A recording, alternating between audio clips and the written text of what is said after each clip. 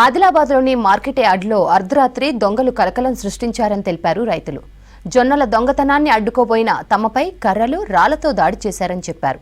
దీంతో ఇద్దరు రైతులు తీవ్రంగా గాయపడ్డారన్నారు. రాత్రిపూట తమకు రక్షణ కల్పించాలని కోరుతున్నారు రైతులు. వాళ్ళని పట్టించిన సార్ వాళ్ళకు మన పండరా సార్కు ఫోన్ చేసి పిలిపిస్తే సార్ పట్టుకుని ఆ సార్ కొట్టిండాలని సార్ కొట్టిండు. మళ్ళీ అదే టైంలో వాళ్ళు ఒక 20-30 మంది వచ్చి అప్పుడు దాడి చేసిండు.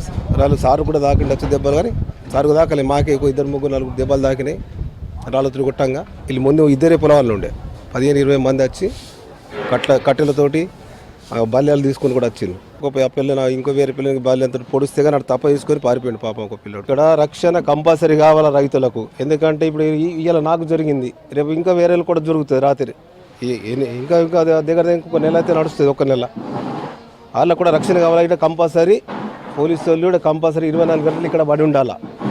రక్షణ కంపల్సరీ ఇవ్వాలి రైతులకు.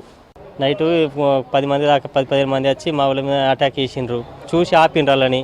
ఆపేటోళ్ళకి వాళ్ళు మరో ఫోన్లు చేసి ఎక్కువ మందిని పిలిపించుకొని మా వాళ్ళ పైన దాడి చేసి నెత్తుల వల్ల కొట్టేసిండ్రు. వీడియో తీసిన అతన్ని కూడా అతన్ని ఫోన్ వల్ల కొట్టేసిండ్రట. అతన్ని కొట్టిండ్రు. ఇద్దరికి తగిలినాయి, ఒక అతన్ని కొట్టిండ్రు. ఇద్దరికి నెత్తులు వలిగినాయి, ఒక అతన్ని కొట్టిండ్రు. జొల్లు తీసుకొచ్చిన రాత్రి 12 రాత్రికి మా ఊళ్ళో కొట్టిండ్రు. దాడి చేసి మళ్ళీ జొల్ల దొంగతనం చేసుడు.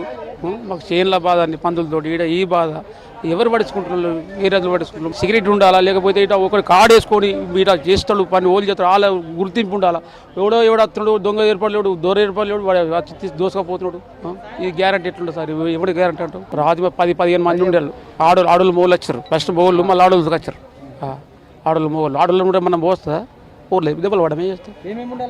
రాళ్ళు ఉండే, కట్టెలు ఉండే, బండలు ఉండే. అయితే ఆ పిల్లలు దొంగతనం చేసేటప్పుడు, పిప్ప చేసేటప్పుడు రైతులు చూసిండ్రు. రైతులు చూసి మళ్ళీ నాకు ఫోన్ చేసిండ్రు. నేను వచ్చినాక వాళ్ళు పారిపోయినాక ఇడ రైతులే ఒక జాగాలో ఇది చేస్తే వాళ్ళు గుసలాట చేసుకున్నారు. కొంచెం నేను అప్పటిదప్పుడు ఇడిసబెట్టి పోలీసు వాళ్ళకు పిలిపించి పోలీసు వాళ్ళకు అప్పచెప్పిన.